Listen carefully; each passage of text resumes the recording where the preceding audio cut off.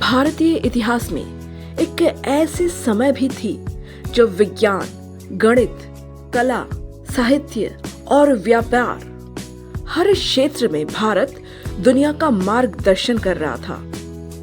इतिहासकार इस काल को भारत का स्वर्णयुग कहते हैं। लेकिन आखिर ऐसा क्या हुआ था उस समय जिसने गुप्त साम्राज्य को इतना महान बना दिया था? आज हम जानेंगे गुप्त साम्राज्य की पूरी कहानी, तथ्य के साथ, सरल और रोचक अंदाज में। गुप्त साम्राज्य की शुरुआत 4वीं शताब्दी ईस्वी में मानी जाती है, जब चंद्रगुप्त प्रथम ने उत्तरी भारत में एक मजबूत राज्य की स्थापना की।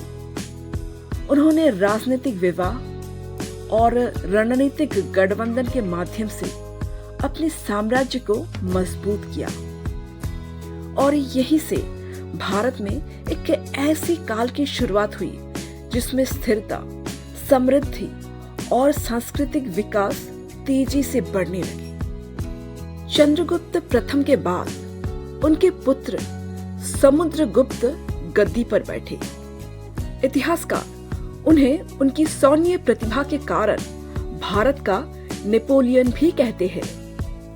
समुद्रगुप्त ने अनेक युद्ध जीते और उत्तर से लेकर दक्षिण तक अपने प्रभाव को स्थापित किया।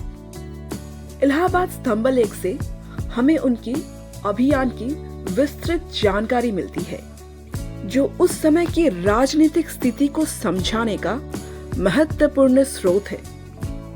लेकिन समुद्रगुप्त सिर्फ योद्धा ही नहीं थे, वे कला और संगीत का संरक्षक थे।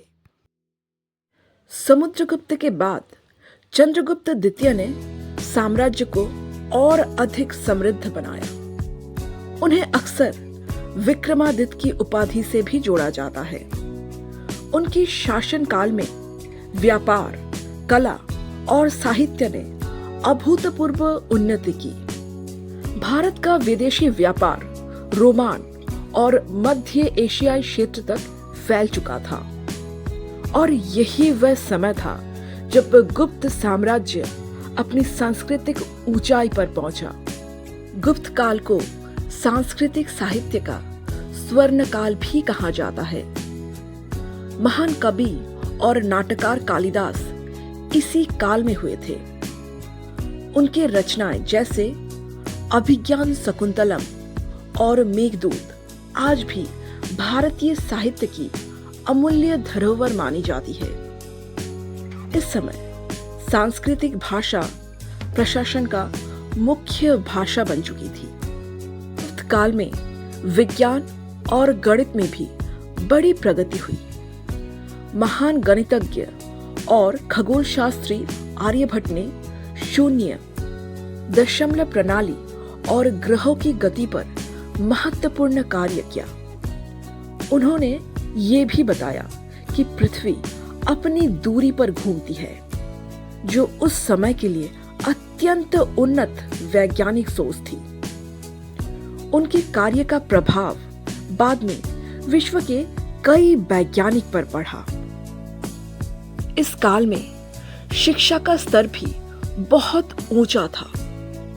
नालंदा विश्वविद्यालय जैसे महान शिक्षा केंद्र विकसित हुआ, जहां भारत ही नहीं बल्कि विदेशों से भी विद्यार्थी पढ़ने आते थे।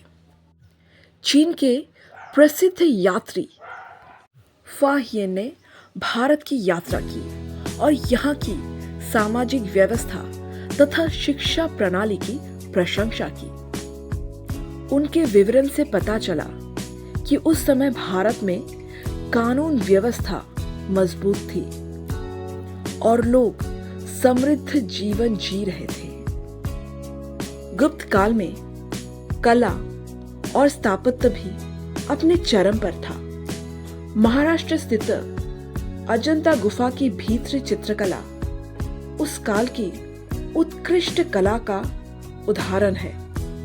इन चित्रों में धार्मिक कथाओं के साथ साथ उस समय की सामाजिक जीवन की झलक मिलती है। गुप्त काल की मूर्तिकला को भारतीय कला का शास्त्रीय रूप माना जाता है।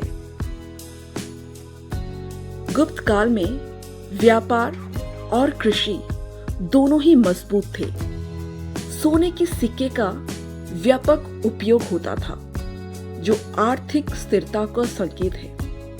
स्थिर शासन, सुरक्षित व्यापार मार्ग और उन्नत कृषि, ये सभी आर्थिक व्यवस्था को मजबूत बनाता है और इसी समृद्धि के कारण इतिहासकारों ने इस काल को स्वर्ण युग कहा है।